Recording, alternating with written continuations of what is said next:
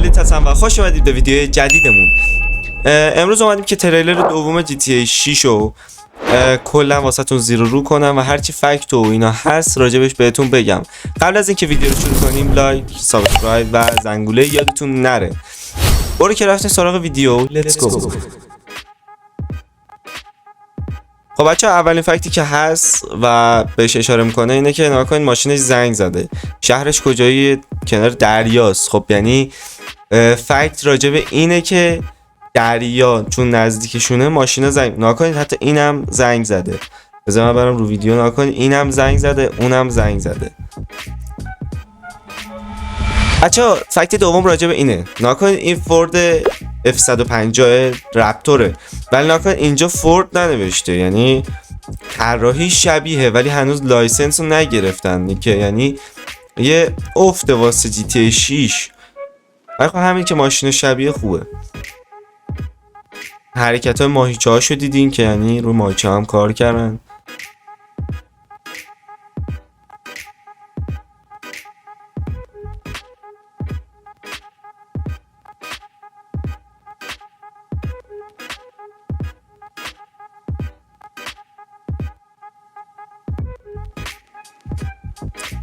چک خیلی خفن زد.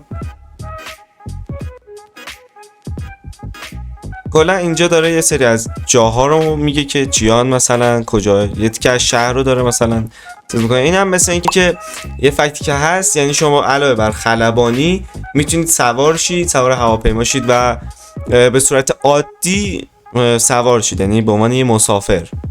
نظرم باحاله. باشگاه اضافه شده، درسته. باشگاه داخل GTA V هم بود ولی مثل اینکه اینجا آوردنش، ولی حالا به عنوان انیمیشنه یا مثلا میتونی خودت بری ورزش بزنی اینا معلوم نی. امیدوارم که آورده باشنش.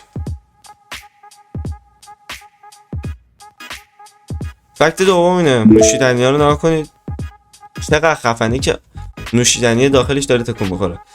اینجا راجع به ظلم به حالا فقیرای، حالا من نمیخوام چیز کنم محتوا رو، راجع به فقیرای چیز داره میگه، وایس سیتی میامی، که داره ظلم و ستم میشه بهشون، یعنی پلیسا دارن اذیتشون میکنن اینجور چیزا. چون GTA V معمولا به مسائل سیاسی خیلی میپردازه تو کلا GTA ها، و تو GTA 4 به قتل و نمیدونم بی بندوباری، GTA 6 به دزدی‌های آبکی و حالا یه سری سازمانا. آره ایشون شخصیت اول مرد جیسون دووال اومده که شخصیت اول زن رو باز کنه، یعنی آزاد کنه، که اسمش هست لوسیا کامینوس. ناش Rockstar Games Present. این هم که یه دزدی عادی که تو حاجی پشمام اون ویندوزه. این هم یه دزدی خیلی عادی تو سری GTA Vه که همه ویدیوهای GTA V همه سریاش راجبش صحبت کردن. خیلی چیز عادیه. نکنید حتی بابای داخل نوشیدنی هم ساختن. حرکت ها اصلا به نظر من GTA 6 از اون بازیاست که به هیچ وجه تاریخ انقضا نداره. یعنی تو بگرد یه بازی پیدا کن نداره، اصلا تاریخ انقضا وجود نداره واسه. یعنی GTA V که 10 سال ما منتظر GTA 6 موندیم، یعنی به هیچ وجه. من هنوز GTA V بازی میکنم، یعنی چیزی نیست که قدیمی شه.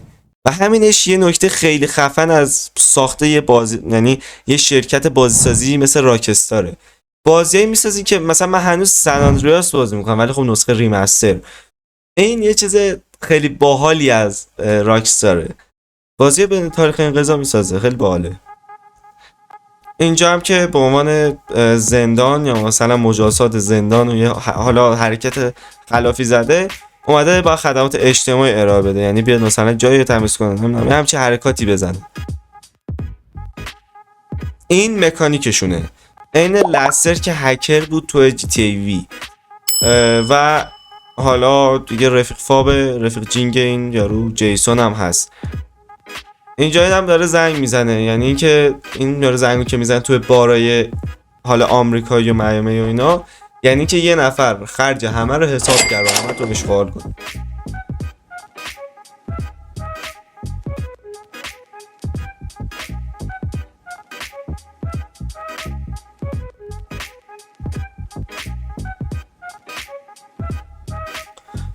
این حالا پلیسان که احتمالا افتادن دنبالشون، حالا وایسید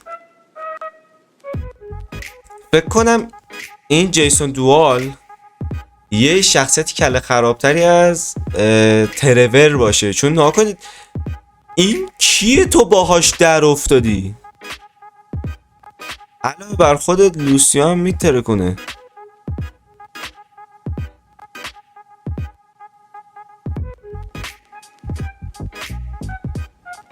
آها بچه ها اینجا رو نکنید. نه یادم رفت اینجا چی نداره. اینجا دیدین چیزا رو، انفجار طبیعی تر شد همونطور که دارید میبینید. این دوجرمه، این تیکه باش صحبت دارم باهاتون راجع به این یه تیکه. این دوجرمه. دوجرم یه ماشین عضلانی فوق‌العاده قویه. این چه؟ یه گاف صندوقه. فکر کنم شبیه سریع خشن 5 یا همون سریع خشن 5 یه قسمت اومدن گاف صندوق یه تیکه رو کندن با خودشون بردن. حالا معلوم نیست چی و اینا، ولی احتمالاً این هست. اینم که راجع به سوشال مدیا و ایناست. سوشال مدیاتون یعنی نصف جی تی ای 6 شده سوشال مدیا. این اینستاگرام فالوور، کسب درآمد از حالا این اینستاگرام که نداره، یعنی یه چیزی اومده، یه پلتفرم شبیه این اینستاگرام که دیدی تو تریلر اول راجع به اتفاقاتی که افتاده لایو میذارن این جور چیزا. این به نظرم باعث میشه که هم بازی خسته کننده شه هم زنده تر شه، که یه مزایا و معایب جداگونه است. اینی که مثلا لایو بازی یعنی زنده است، یعنی چند نفر دارن تو سوشیال مدیا کار میکنن، این زنده نشون میده بازی. ولی اینی که چیزه حوصله سربره، واقعا حال نمیکنم. البته جی تی 6 هم خب گوشی بود توش، ولی خب انقدر چیز نبود. اینم که یه نشون میده که ماشینای خفنی داره. یه سری ماشین جی تی ای وی داخل این هست، یعنی دیدید جی تی ای وی سری چیزا داخلش هست، تعجب نکنید هست.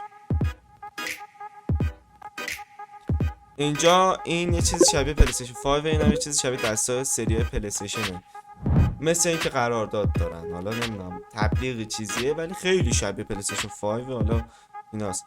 اینم که ناکنید حتی بابای داخل بطری هم در وجود نمیدونم، ولی به نظرم یکم زیادی خفن دارن کار میکنن.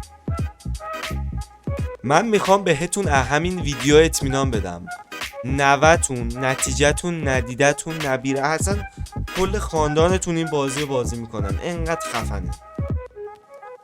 از جی تی 5 تاریخ انقضاش بیشتره. این همون یارو چیزاست که باید میپوشنش که برن خدمات اجتماعی انجام بدن. این هم هلیکوپتر داره، زمینی، هوایی، آبی، همه وسایل نقلیه وجود داره. تعقیب و گریز داریم.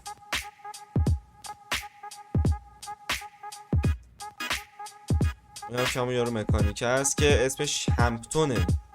این که چی همپتون بود یادم نیست، ولی اسمش همپتونه. من یه کاری میخوام انجام بدم. به محض نصب جی تی 6 و انجام مراحل اولیه‌اش و یادگیریش، میرم یه ماشین یا میدوزم یا برمیدارم میرم تو مپ یه دور میزنم که فقط اصلا ببین مپش انقدر قشنگه، توی با مپش تراپی کنی، انقدر خفنه. وی آی با طرح خاص خودش 26 می 2026 که میشه حدودا 5 خرداد 402. این بود ویدیو ما راجع به فکتای جی تی ای 6 راجع به تریلر دومش که یه دفعه اومد. چرا تریلر دومش یه دفعه اومد؟ چون که اولش اینا گفتن که بازی نمیاد، بعد یعنی تأخیر خورده یعنی که نمیاد، و بعد یه دفعه همه مردم شوکه شدن که چی، ما مثلا حساب کرده بودیم روی این که شما این بازی قراره به ما 26 می فکر کنم همین، آره 2025 قرار بود به ما تحویل بدید، چون یه دفعه برنش 2026. اینا هم گفتن که آقا ما یه تریلر بدیم از دل اینا در بیاریم. تریلر خفنی بود و گیم پلی بود، یعنی به صورت ضبط شده داخل خود سیستم شرکت نیست.